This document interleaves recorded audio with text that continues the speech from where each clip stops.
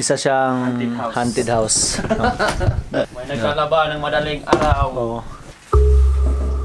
Magto 2 weeks pa lang kami dito. Pero may napapansin na kami mga kakaiba dito. Para kasing ano abandonado tong bahay na to na matagal nang walang nakatira. Yung bang pang horror movie na bahay sa Japan. Dito kami dinala ng ng kumpanya, so wala kaming magagawa kundi tanggapin na lang namin na dito kami. So tara, lilibutin natin.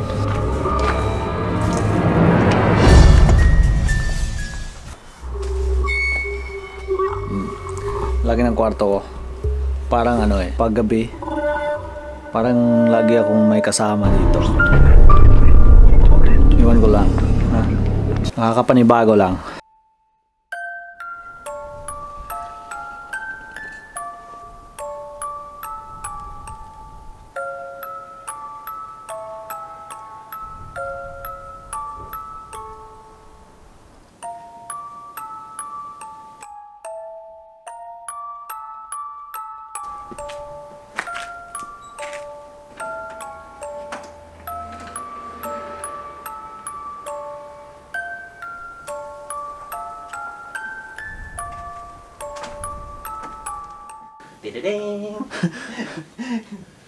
Kaya masasabi ko siyang isa siyang haunted house.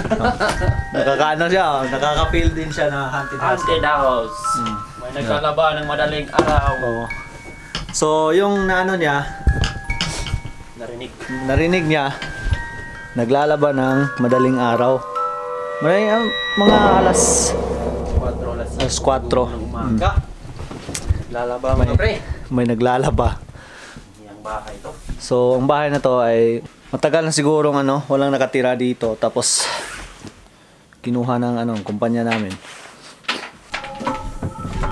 Paggabi, Migo, may kasama ka dito, Migo. Baki dito. Maraming multo dito. Napakatanda ng bahay na to. Mount Fuji siguro yan. Tapos yun, may ulap.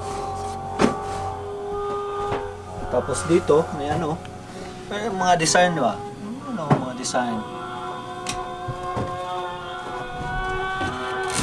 Teren! Maraming antik dito. Papakita ko sa inyo yung mga antik, ha? Mga antik.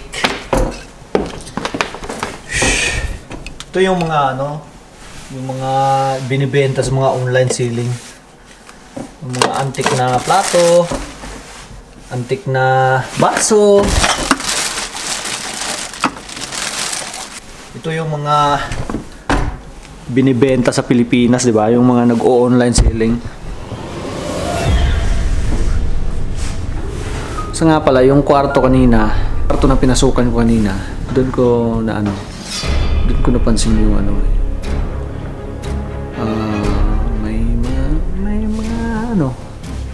doon ko napansin yung parang may kakaiba.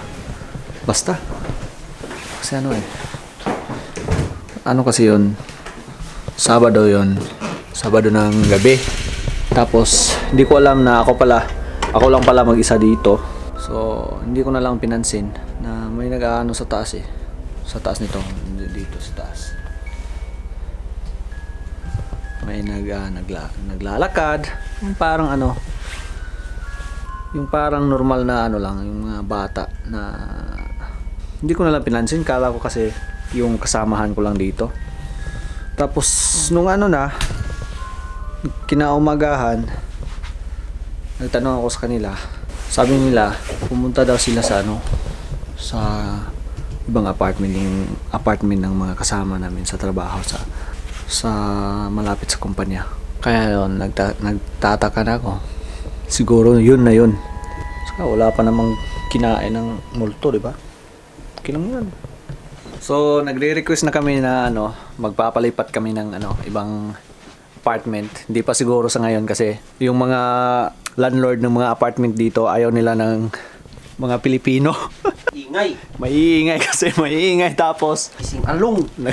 Nagkakaraoke ng 10 oras. Ayaw na namin dito kasi may multo. May multo.